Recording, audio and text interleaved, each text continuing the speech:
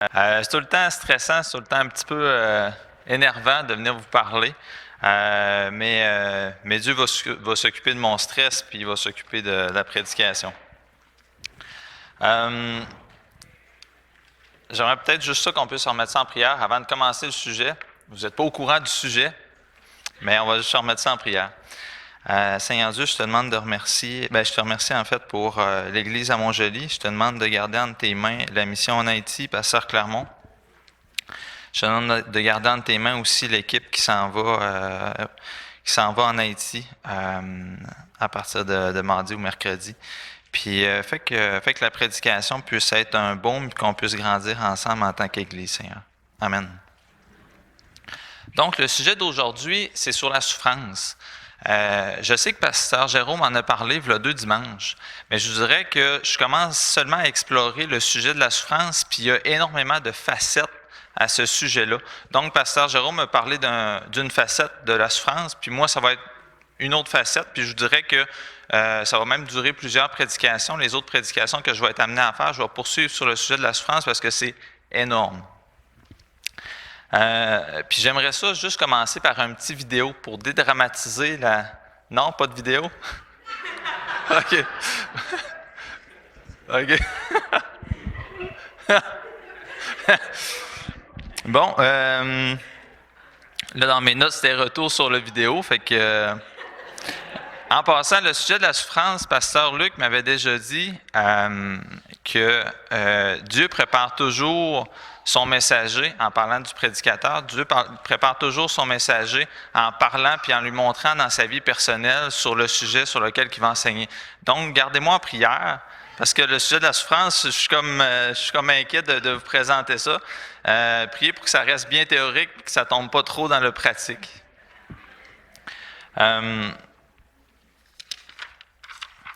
C'est encore... Niki, c'est OK, c'est bon. Comme vous commencez peut-être à me connaître, j'aime faire des suites sur les sujets, les enseignements que je vous apporte. Il y a un sujet que j'avais apporté dans une des capsules que je vous avais amenées, qui est par rapport... il y a deux arguments qui sont amenés pour démontrer que Dieu n'existe pas par les athées. Il y a l'argument scientifique puis l'argument sur la souffrance. L'argument scientifique, on l'a abordé, si vous voulez, dans la dernière capsule biblique, l'avant-dernière capsule biblique que j'ai faite. Dans le fond, l'argument scientifique tente de dire qu'aujourd'hui, tout phénomène s'explique naturellement. On n'a plus besoin du surnaturel pour expliquer le monde ou l'univers. Lors de la capsule que j'ai faite sur l'argument cosmologique, ça a l'air d'un gros mot, là, nous avons tenté de répondre à cette argumentation-là. En résumé, l'argument cosmologique, ça veut simplement dire que l'univers puis le monde dans lequel on habite a un commencement. Puis tout ce qui a un commencement doit avoir une cause. Puis ce qui répond le mieux aux caractéristiques de l'univers, ce qui répond le mieux à la cause de l'univers, c'est le Dieu des Écritures.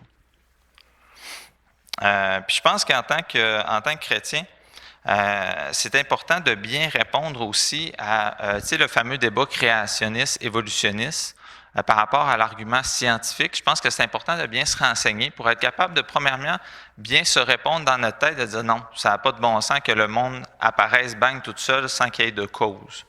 Je pense que c'est important de le dire. Donc, je vais faire suite à ces deux argumentations-là. Donc, la deuxième objection à l'existence de Dieu, c'est la souffrance. Puis l'argumentation est formulée la plupart du temps comme ça.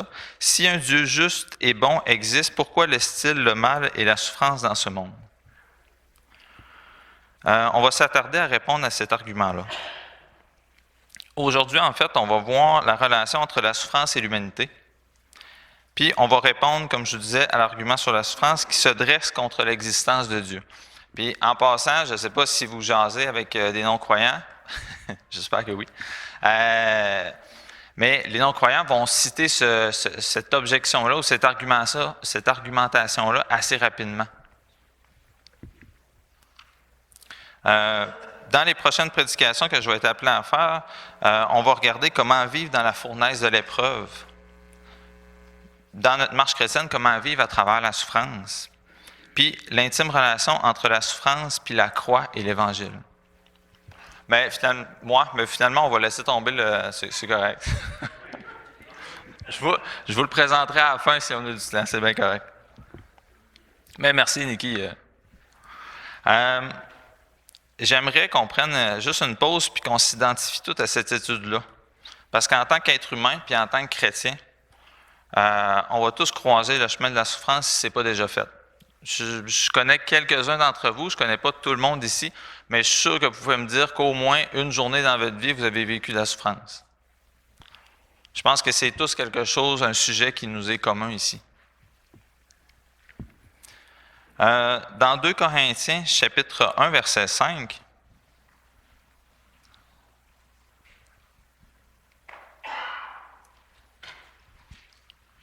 2 Corinthiens, chapitre 1, verset 5. » Tu veux que je le lise, Niki?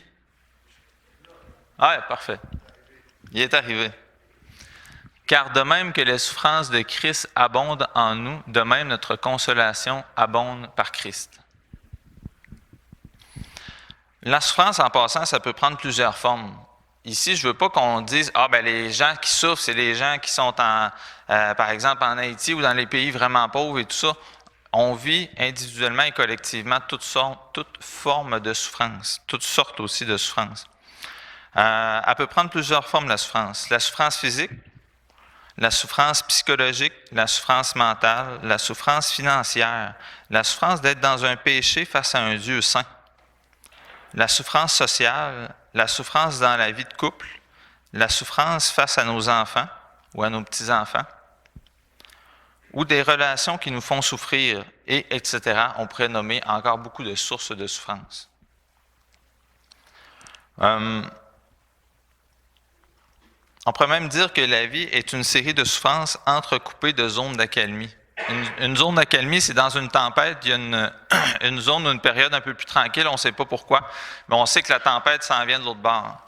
La vie, c'est comme ça. On sait des fois qu'on a des petites périodes de bonheur, des petites périodes d'accalmie, des périodes de joie, mais la normale, la chose, on dirait que c'est vivre dans un souci constant, puis dans une forme de souffrance. Les Écritures ne sont pas muettes face à la souffrance, bien au contraire. Je prends une gorgée d'eau.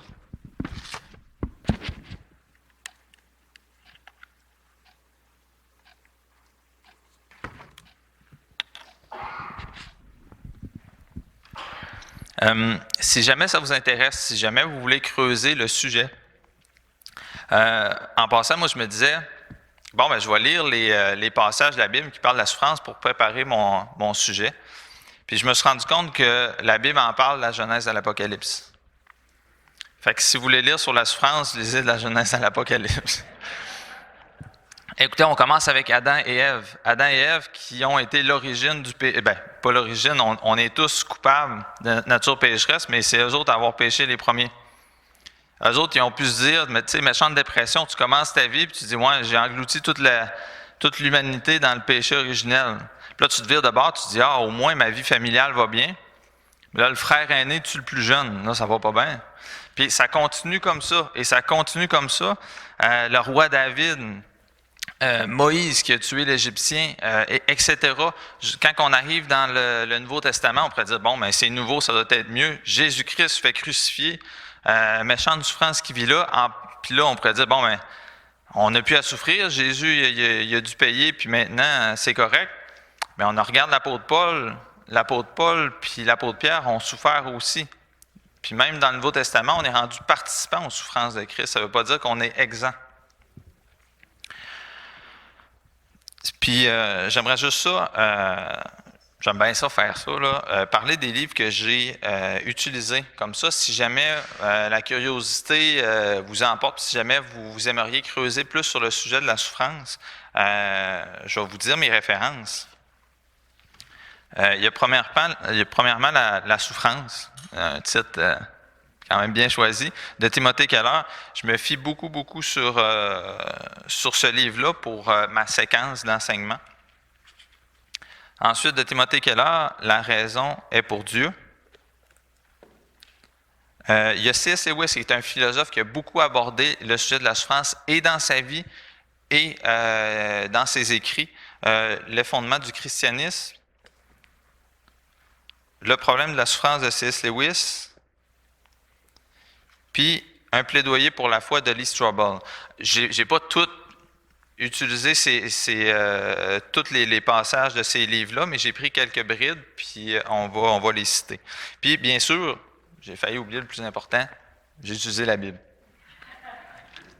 En passant, si jamais vous voulez, les références bibliques, je les cite là, au fur et à mesure, mais si jamais vous voulez discuter des livres que j'ai utilisés, il n'y a pas de problème, vous viendrez me voir après. La souffrance, qui n'a jamais été révolté contre elle? Ça, c'est quelque chose qu'on a tous en commun aussi. Qui s'est jamais dit « Hey, c'est injuste, qu'est-ce qui est en train de se passer là? Pourquoi je vis ça? Pourquoi pas les autres? » Et etc. Ou « Pourquoi eux autres puis pas moi? » La souffrance, elle est partout, elle est inévitable. On va tourner dans Ecclésiaste, chapitre 3, verset 16. En passant, dans les Écritures, ça parle de la souffrance de Genèse à l'Apocalypse, comme je disais tantôt, mais il y a des livres qui pointent plus l'accent vers ça. Il y a les psaumes, il y a le livre de Job qui est vraiment excellent, il y a Ecclésiaste aussi, puis Jonas, puis bien sûr les évangiles. Mais si jamais là, vous voulez creuser, c'est ces livres-là que j'ai utilisés beaucoup. Ecclésiaste 3, verset 16, « J'ai encore vu sous le soleil qu'au lieu établi pour juger, il y a de la méchanceté, et qu'au lieu établi pour la justice, il y a de la méchanceté. »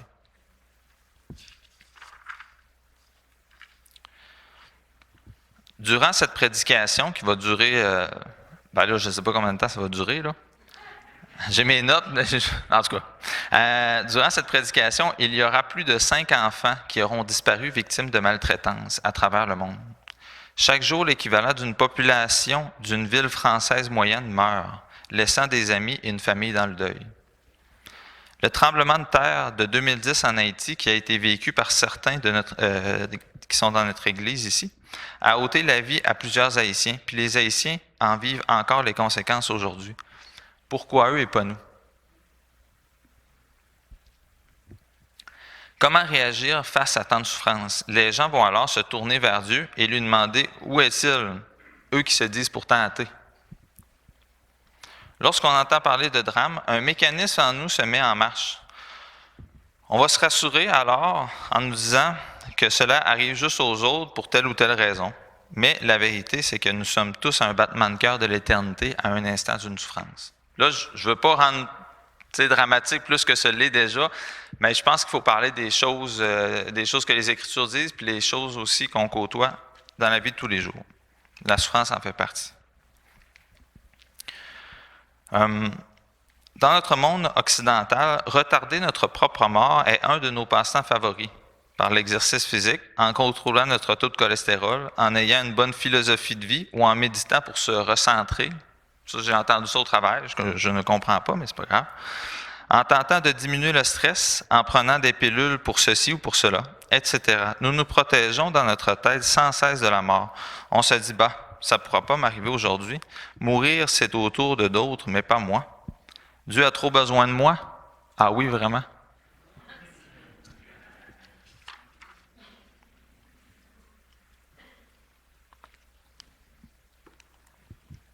Par conséquent, peu importe toutes nos précautions et tous nos efforts pour nous assurer une vie heureuse, peu importe à quel point nous travaillons dur pour réussir notre carrière, notre vie sociale, notre vie familiale, être en bonne santé, être riche, quelque chose détruira fatalement ce bonheur si durement bâti. La vie humaine est soumise à des forces impossibles à contrôler. Ça, j'aimerais ça qu'on le réalise parce que la société d'aujourd'hui va dire, prends ta santé en main, prends tes finances en main, prends ta vie en main, puis ça va bien aller. Mais il y a des forces qui sont impossibles à contrôler. Il y a des bad luck qui vont nous arriver, puis qu'on va dire, crème, pourquoi ça me tombe dessus? C'est ça la vie. La vie sous le soleil, ici, c'est ça. La vie, elle est tragique. Job, chapitre 5, verset 7. L'homme naît pour souffrir comme l'étincelle pour voler. La vie sous le soleil d'un chrétien n'y échappe pas. Ce n'est pas parce que Jésus est notre Sauveur que nous ne vivrons pas d'injustice ou de drame sur cette terre, bien au contraire. La vie éternelle, les promesses de cette vie éternelle-là, c'est de l'autre côté que ça nous attend. Mais ici, on habite encore sous le soleil, c'est-à-dire qu'on habite encore dans les conséquences d'une nature pécheresse. 1 Pierre, chapitre 4, verset 1. Ainsi donc, Christ ayant souffert dans la chair, vous aussi armez-vous de la même pensée, car celui qui a souffert dans la chair en a fini avec le péché. Donc, Christ est en train de nous dire que même si on a ce sauveur-là, même si on a Jésus-Christ comme sauveur, c'est plus que possible qu'on continue à souffrir, parce qu'on habite encore dans ce monde-ci. Il faut se positionner, je pense qu'en tant que chrétien, contre l'évangile de la prospérité qui dit que si nous avons Jésus, nous n'aurons plus de soucis financiers, notre famille ira toujours bien ou notre vie sera plus facile. C'est pas ce qu'on retrouve dans les Écritures. Le Nouveau Testament encourage les chrétiens qui font face à la souffrance à tenir bon, car elle fera partie de notre vie. En Jacques, chapitre 1, verset 2. Mes frères, regardez comme un sujet de joie complète les diverses épreuves auxquelles vous pouvez être exposés. Jacques parle ici des épreuves comme étant la norme de la vie d'un chrétien. Mais bon, pour le moment, on va revenir à notre argument de la souffrance contre Dieu. Comment un Dieu bon, un Dieu d'amour et juste peut-il permettre autant de misère, de perversité, d'angoisse, de douleur et de souffrance? Là, ça serait le temps pour le PowerPoint. Je ne sais pas s'il va marcher. Sinon, c'est pas grave. Là.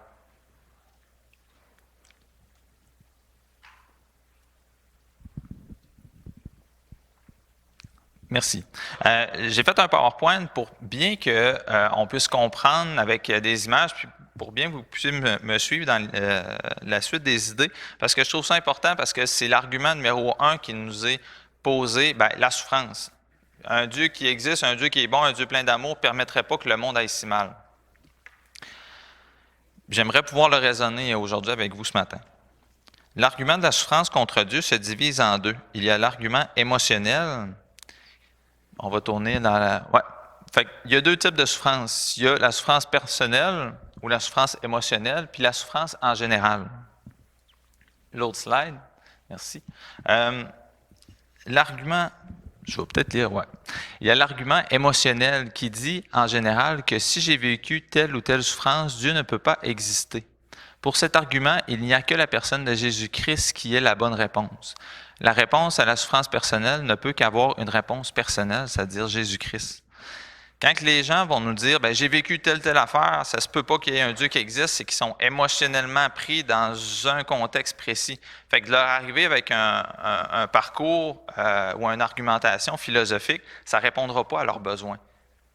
Le besoin de la souffrance dans l'humanité est comblé par la personne de Jésus-Christ. Pourquoi? Parce qu'on vit des souffrances personnelles. Puis ça prend une réponse personnelle. Puis quoi de mieux placé que Dieu en personne qui est descendu pour nous? L'autre slide. OK. La souffrance en général. La souffrance existe. Je ne sais pas si vous êtes d'accord avec moi. OK. Donc, un Dieu bienveillant, juste et tout-puissant ne peut pas exister car il ne laisserait pas la souffrance exister. Ça, c'est pas ce que je dis, c'est ce qu'on entend. OK. On va tourner dans l'autre slide. Si on se réfère à la Bible, le Dieu des chrétiens est bon, tout-puissant et miséricordieux et le mal existe. On va tourner dans quelques versets pour bien le démontrer. Des versets que je ne ferai pas apparaître au tableau étant donné le PowerPoint. Fait que vous me suivrez dans vos Bibles. Si on se fie aux Écritures, on voit assez rapidement que Dieu est juste. Dans plein de passages, ça nous est décrit. Dans Psaume 145, verset 17, ça nous est dit « L'Éternel est juste dans toutes ses voies et miséricordieux dans toutes ses œuvres. » Donc, on peut voir que l'Éternel est juste. Dieu est bon. Dans Psaume 103, verset 8, je vais vous laisser tourner cette fois-ci. Ah ouais, c'est efficace. Incroyable. Psaume 103, verset 8, « L'Éternel est miséricordieux, compatissant et lent à la colère et riche en bonté. » Il n'est pas nécessairement juste bon, mais il est riche en bonté. La bonté déborde. Puis, on voit aussi que Dieu est tout-puissant. Genèse, chapitre 17, verset 1. Lorsque Abraham fut âgé de 99 ans, l'Éternel apparut à Abraham et lui dit, « Je suis le Dieu Tout-Puissant. Marche devant ma face et sois intègre. » Dieu s'identifie comme étant le Dieu Tout-Puissant. Donc, ça ne semble pas être un problème de puissance, un problème de bonté ou un problème de justice en Dieu, le fait que le mal existe dans ce monde.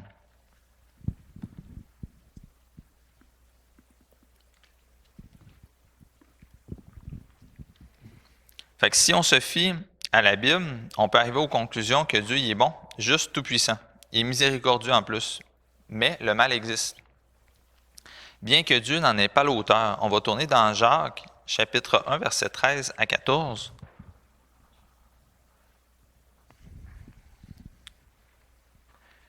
Que personne, lorsqu'il est tenté, ne dise « C'est Dieu qui me tente », car Dieu ne peut être tenté par le mal et il ne tente lui-même personne. Mais chacun est tenté quand il est attiré et amorcé par sa propre convoitise. Donc, on voit que l'origine du mal ne provient pas de Dieu, c'est clair dans les Écritures. On va tourner dans... pas tourner, mais on va aller dans la diapo.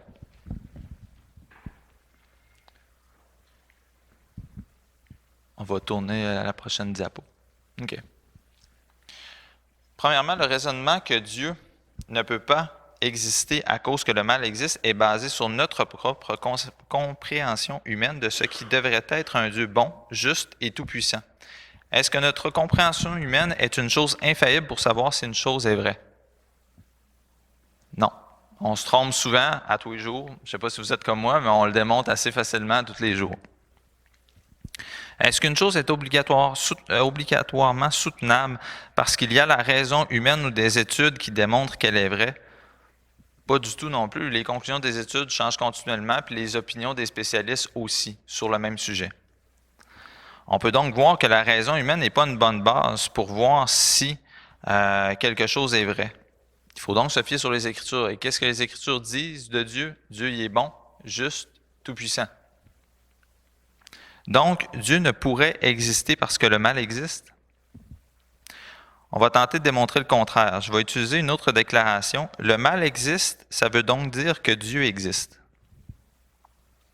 Suivez-moi bien, OK? L'argument contre Dieu est que l'univers paraît si injuste et cruel. Mais d'où nous vient cette idée de justice et d'injustice? Naturellement, je pourrais me dire, c'est juste une question de perception. Il n'y a pas vraiment de bien puis de mal. C'est juste qu'il y en a qui disent que c'est bien, mais il y en a d'autres qui disent que c'est mal, cette même chose-là. Puis donc, annuler cette déclaration qu'il n'y aurait pas de réelle justice, ni d'injustice, ou ni de bien, ni de mal. C'est d'ailleurs une pensée que les évolutionnistes ou que les athées, les matérialistes vont avoir. Il n'y a pas vraiment ni de bien ni de mal, c'est juste seulement une question de perception. Que c'est juste une question d'interprétation des événements, mais alors, j'annulerais mon argument contre Dieu. S'il n'y a pas vraiment de bien puis de mal, puis j'utilise le mal pour détruire que Dieu existe, mon raisonnement est biaisé. Car s'il n'y a pas de mal réel, il n'y a donc plus d'argument contre Dieu. Mais le mal existe vraiment. OK? Le mécanisme évolutionniste est basé sur la mort, la violence et la survie du plus fort. Sur quelle base l'athée juge-t-il alors que le mal est injuste en nous disant qu'il y a trop de souffrance dans le monde pour qu'un Dieu existe? Pourtant, nous avons tous en nous cette impression qu'il y a une justice qui doit être respectée, une injustice qui doit être dénoncée. Même les athées arrivent à cette conclusion. Puis ça, je voudrais que c'est quand même assez simple de démontrer qu'il doit y avoir une justice à travers le monde, peu importe à qui on parle. Si on parle des atrocités qui se parlent autour du monde, qui se passent autour du monde, puis on va dire, es-tu d'accord avec ça? Pour toi, est-ce que c'est juste? Adolf Hitler, as-tu fait une bonne job? La majorité des gens vont dire que non.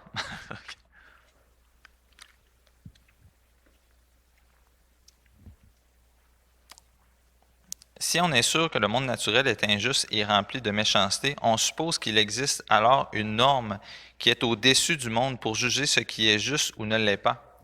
On a tout un jugement qui va dire, moi je pense que ça c'est juste, moi je pense que ça c'est pas juste. Mais à quelque part, on est tous juges. Des juges un petit peu différents, il y en a qui vont dire quelque chose, il y en a qui vont dire d'autres choses, mais il doit exister une loi ou une force pour juger vraiment qu'une chose est mauvaise au-dessus du monde. C.S. Lewis s'est converti sur cet argument que si le mal existe et que nous sommes capables de le percevoir comme tel, c'est parce que Dieu a mis en ses créatures la pensée de l'éternité et que depuis la chute, nous tentons d'être juges de ce qui est bien ou de ce qui est mal. Donc, le mal pur existe. Ça fait drôle de dire le mal pur, là. Et donc, il y a un juge qui doit exister au-dessus de ce monde pour juger ce mal. Comprenez-vous que si le mal existe, il faut qu'il y ait un juge qui puisse interpréter le mal comme étant mal. La souffrance est souvent un lieu de... je vais juste terminer avec la dernière slide. Juste pour qu'on puisse résumer l'argumentation, nous sommes capables de percevoir qu'un mal véritable existe. Je pense qu'on est tous capables de le démontrer dans notre vie personnelle. Nous avons tous une perception de justice et d'injustice. Il doit y avoir un juge qui établit ce qui est juste ou ce qui ne l'est pas. Donc, Dieu existe. On a terminé avec la diapo. La souffrance est souvent un lieu de rencontre avec Dieu. Lorsque la douleur et la souffrance nous inondent, nous sommes obligés de constater que non seulement nous ne contrôlons pas notre vie, mais que cela n'a jamais été le cas. Ça, c'est dur à admettre. En tant que pécheur séparé de Dieu, là, non seulement on ne contrôle pas notre vie, mais en plus que ça n'a jamais été le cas. À vivre une expérience, en parlant de la souffrance, elle amène le croyant à vivre une expérience plus profonde de la réalité de Dieu. Dans la vallée de la souffrance, nous sommes plus aptes à déclarer, comme l'apôtre Pierre, oui c'est ça, le dit en Jean 6, versets 68 et 69. Simon-Pierre lui répondit, « Seigneur, à qui irions-nous? Tu as les paroles de la vie éternelle, et nous avons cru et nous avons connu que tu es le Christ, le Saint de Dieu. » Ici, Pierre exprime par le verbe qu'il utilise par connaître tout ce dont il a vécu, les incertitudes, les épreuves durant le ministère de Christ, le fait de quitter son travail et sa sécurité pour suivre Christ. Il l'a connu dans les adversités. C'est dans l'adversité que Dieu nous permet de le connaître. Une citation de C.S. Lewis que je vais utiliser quelques fois dit « Dieu murmure dans nos moments de joie, mais il tonne dans nos souffrances. » Encore une autre citation de C.S. Lewis. Et en passant, C.S. Lewis est un philosophe chrétien qui a fait la Première Guerre mondiale. Donc, il y a beaucoup d'expériences de vie en même temps. Fait que c'est quand même intéressant de le lire. Il va dire « Il n'y a pas d'athée dans les tranchées. » Quand même intéressant. En principe, on sait que Jésus est tout ce dont on a besoin pour s'en sortir. Mais on ne sait pas que Jésus est tout ce dont on a besoin tant qu'il n'est pas tout ce que l'on a. Quelle a été la relation entre la souffrance et l'humanité tout au long de son histoire? On va essayer de prendre un pied de recul puis de voir comment que l'humanité a géré la souffrance à travers les différentes philosophies et les différentes façons de voir.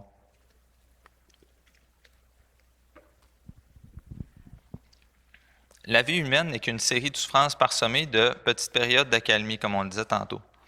Quelle est la compréhension humaine de tout ce cirque? Des études ont été faites sur le rapport entre les sociétés de l'histoire humaine et la souffrance. Et notre société occidentale est parmi les plus faibles. Je vous explique. La société d'aujourd'hui et ses valeurs ne nous donnent aucun outil pour gérer les tragédies. Et ce, tout en déclarant que Dieu ne peut exister car la souffrance démontre qu'il ne peut pas exister.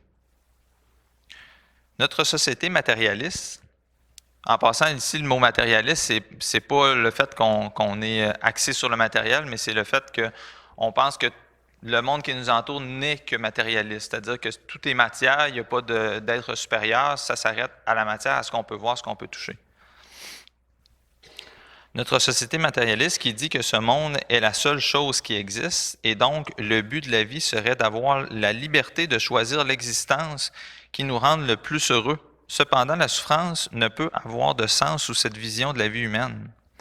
Il faut donc, selon cette philosophie, éviter ou minimiser la souffrance à tout prix pour réussir sa vie. Comprenez-moi bien, si la vie qu'on a ici, c'est la seule existence qu'on a, faut en profiter. Arrêtons nos obligations puis tout ça, parce que c'est la seule chose qu'on va pouvoir faire. Après notre mort, il n'y a plus rien de l'autre côté, selon la pensée matérialiste. Fait que dépêchons-nous à vivre. Puis la souffrance est un obstacle à ça. Aussitôt qu'on vit la moindre souffrance, la moindre incapacité, la moindre maladie, c'est un obstacle à cette vie-là, à ce but de vie-là. Pour répondre à la souffrance, notre société a dû se tourner vers d'autres systèmes de pensée.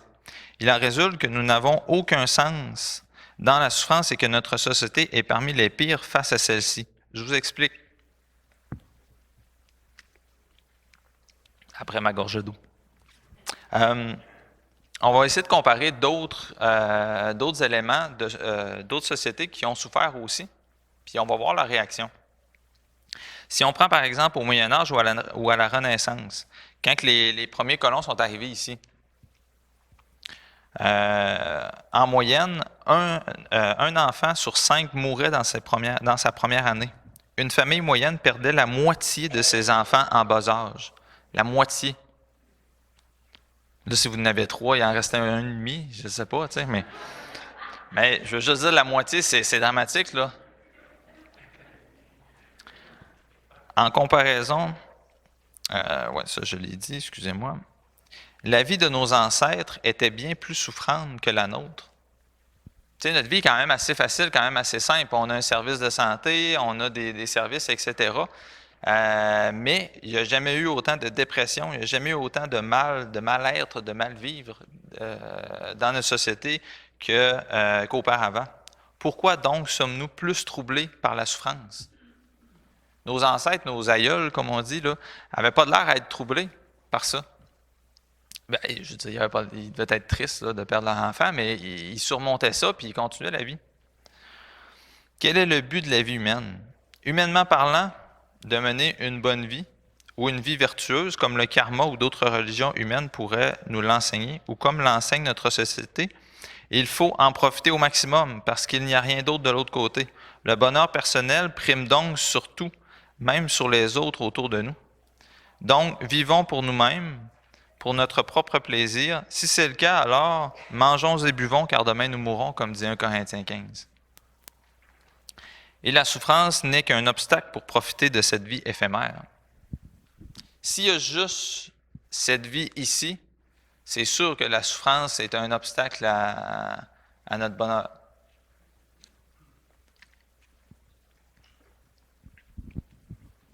Pour tous les courants de pensée existants, ou d'une autre époque ou de d'autres sociétés, la souffrance a son utilité. Cependant, dans notre société matérialiste qui considère l'univers comme naturaliste, c'est-à-dire qu'il n'y a pas de cause surnaturelle, la souffrance est alors inutile, un simple accident.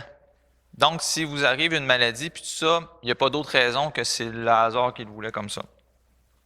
Selon le célèbre athéiste Richard Dawkins, excusez-moi mon accent anglais, va dire « La lutte féroce contre la souffrance vient de ce que les gens ne veulent pas accepter qu'elle n'ait aucun but. Elle est vide de sens, ni bien ni mal. Il dit que nous sommes angoissés face à la souffrance parce que nous ne pouvons admettre que les choses ne puissent être ni bonnes ni mauvaises, mais simplement sans aucune finalité. » C'est un peu poche, mais bon. En conclusion, la souffrance n'aurait donc aucun sens. Une simple question d'évolution, de changement de point de vue. Contrairement au fatalisme, qui est une autre façon de penser, le christianisme enseigne que la souffrance frappe fort. À l'inverse du bouddhisme, la souffrance est bien réelle. En opposition à la loi du karma, la souffrance est souvent injuste, mais contrairement au matérialisme, la souffrance a un sens. Ici, on va comparer les valeurs du christianisme aux autres systèmes de pensée. Puis on va voir que, en tout cas, je vais vous laisser tirer vos conclusions. Le bouddhisme dit d'accepter la souffrance, le karma de l'expier, le fatalisme de l'endurer de manière héroïque, le matérialisme de l'éviter pour profiter de la vie. Du point de vue chrétien, ces systèmes comportent que des demi-vérités. L'exemple de Jésus-Christ et de son œuvre rédemptrice incorpore toutes ces demi-vérités dans un tout cohérent qu'on appelle l'Évangile. Si l'objectif d'une vie humaine est d'être libre et heureux, alors la souffrance ne sert à rien. Pourtant, elle est présente dans nos vies, alors que faire si la souffrance est inévitable? Devant la souffrance, la société nous suggère que chacun doit créer son propre sens. Qu'est-ce que le christianisme a à suggérer face à la souffrance? Les chrétiens sont encouragés à exprimer leur peine et leur questionnement face à la souffrance. On peut le voir dans le livre de Job. Les Écritures nous encouragent en tant que chrétiens à supporter pleinement la souffrance, car il y a l'espérance à travers elle. Nous le voyons dans la personne de Jésus-Christ en Marc, chapitre 14, verset 34.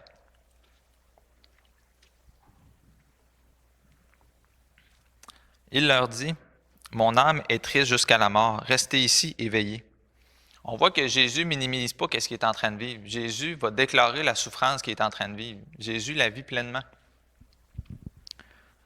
Jésus n'éloigne pas son cœur des choses de la vie pour arriver à une sorte de purification, mais déclare à son Père en Marc 14, verset 36, «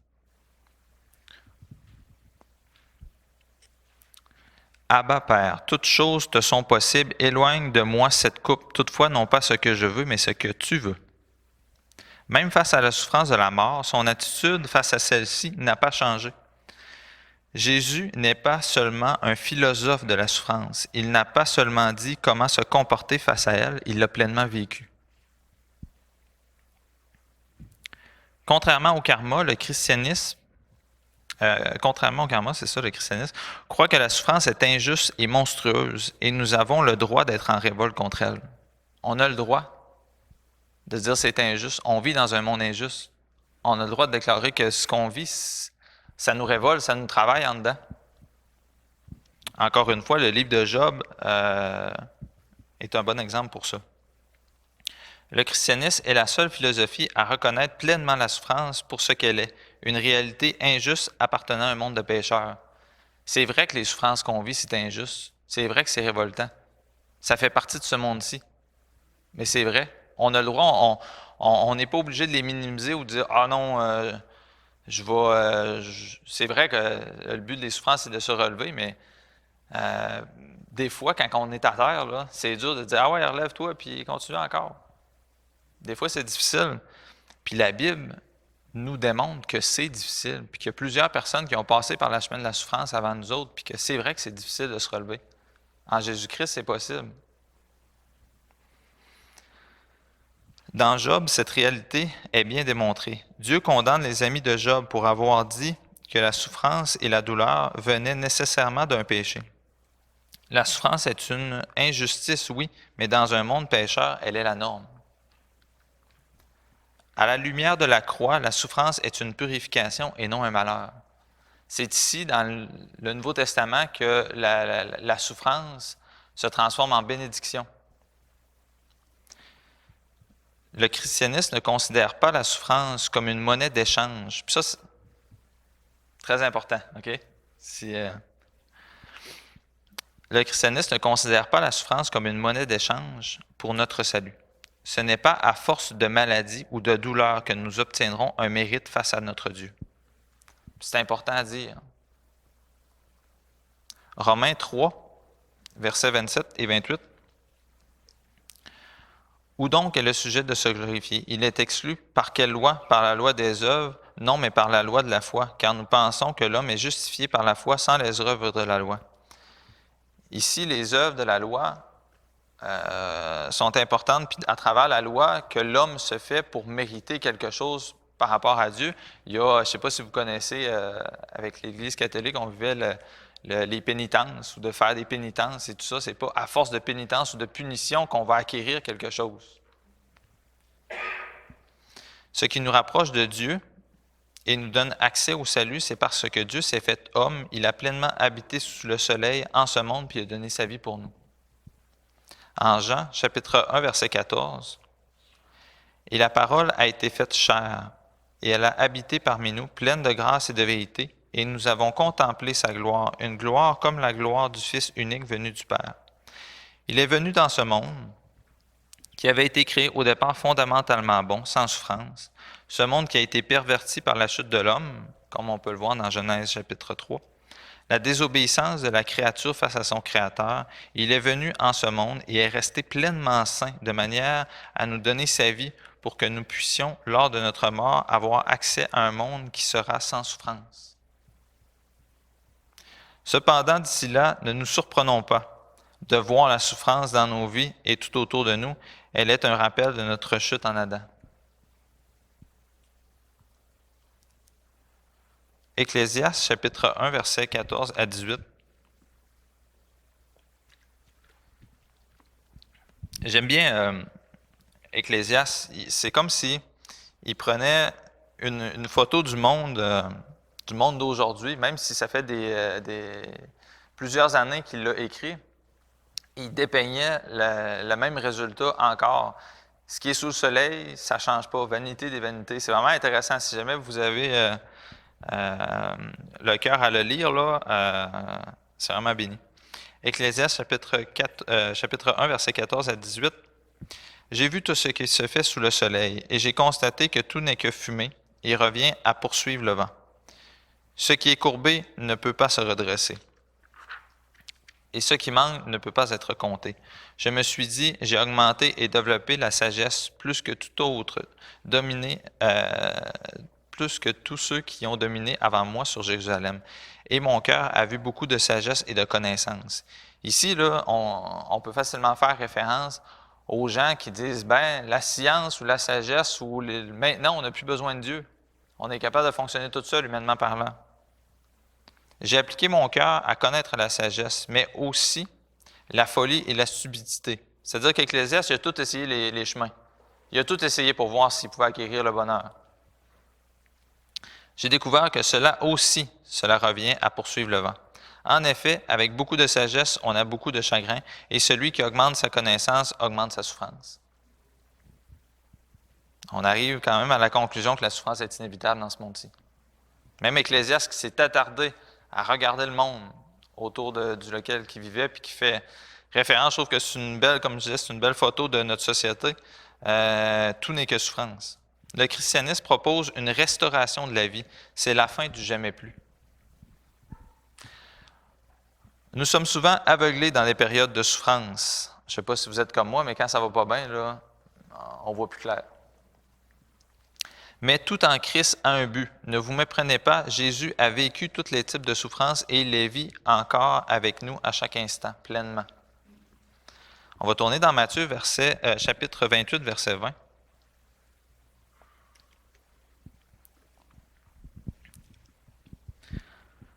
Et enseignez-leur à observer tout ce que je vous ai prescrit. Et voici, je suis avec vous tous les jours jusqu'à la fin du monde. Il n'a pas dit juste les jours où ça allait bien aller.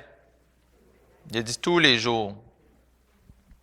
Prenons-en conscience, ça, tous les jours. Ça veut dire que quand ça ne va pas bien, là, il est là. Tu sais, il y a une image, là, ça fait quand même quelques temps que je ne l'ai pas vue, mais il y a deux traces de pas dans le sable, puis là, après ça, il y en a juste une. Puis la personne va dire, Seigneur, tu étais où dans ça? C'est parce que je te portais, c'est pour ça qu'il y a juste une trace de pas. Ce n'est pas que les souffrances sont moins réelles. Puis ça, c'est important à dire. C'est pas parce que minimisez pas la souffrance que vous vivez, qu'on vit. Moi aussi, je m'inclus là-dedans, parce que c'est ça. Je vais me relire. Ce n'est pas que les souffrances sont moins réelles, mais l'espérance en Christ est plus grande. Soyez joyeux à cause de votre espérance. Soyez patients dans la détresse. Priez avec fidélité, comme Romains 12 nous le dit. Christ a vécu toutes les souffrances terrestres, y compris celle d'être séparé de son Dieu à cause de la tâche de nos péchés. À la croix, il l'a vécu. Tu sais, quand on est séparé parce qu'on sait qu'on a un péché dans notre vie, là, on sait que ça ne va pas bien en lien avec Dieu, là.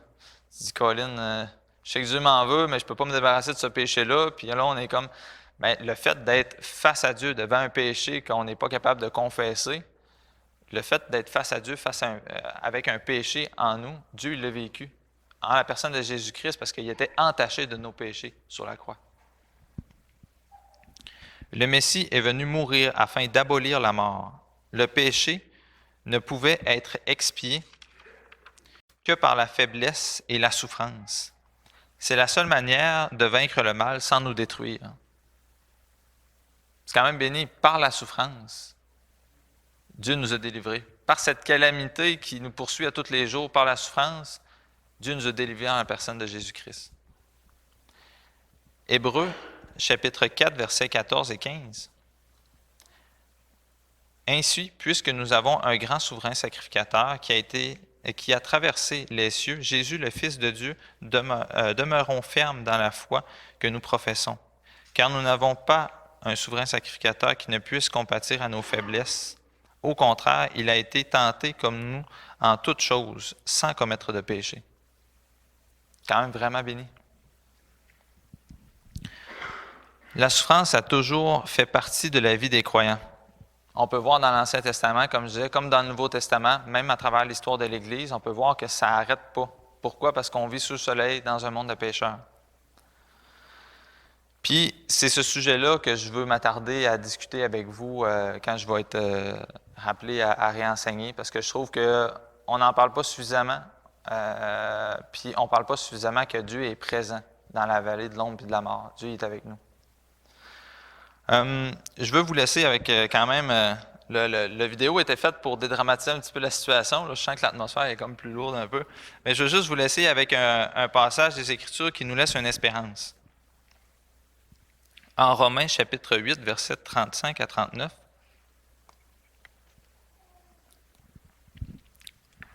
Qui nous séparera de l'amour de Christ? Sera-ce la tribulation, ou l'angoisse, ou la persécution, ou la faim, ou la nudité, ou le péril, ou l'épée? Selon qu'il est écrit, c'est à cause de toi qu'on nous met à mort tout le jour, qu'on nous regarde comme des brebis destinées à la boucherie. Mais dans toutes ces choses, nous sommes plus que vainqueurs par celui qui nous a aimés.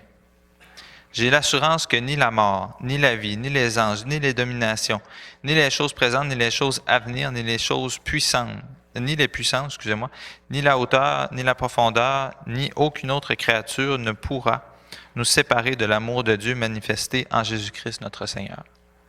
Je pense que c'est quand même l'espérance à travers la souffrance qu'on peut voir qu'on a un Sauveur qui est grand, puis qui est venu vers nous, vivre pleinement cette souffrance-là, pour justement nous délivrer d'elle de l'autre côté. Donc, bonne semaine à tous. On va s'en remettre du pep. J'espère que ça vous a aidé dans votre relation avec Dieu. Puis moi, ça m'a vraiment éclairé sur beaucoup de sujets de pouvoir préparer ça pour vous. Donc, bonne semaine à tous, puis que le Seigneur vous bénisse.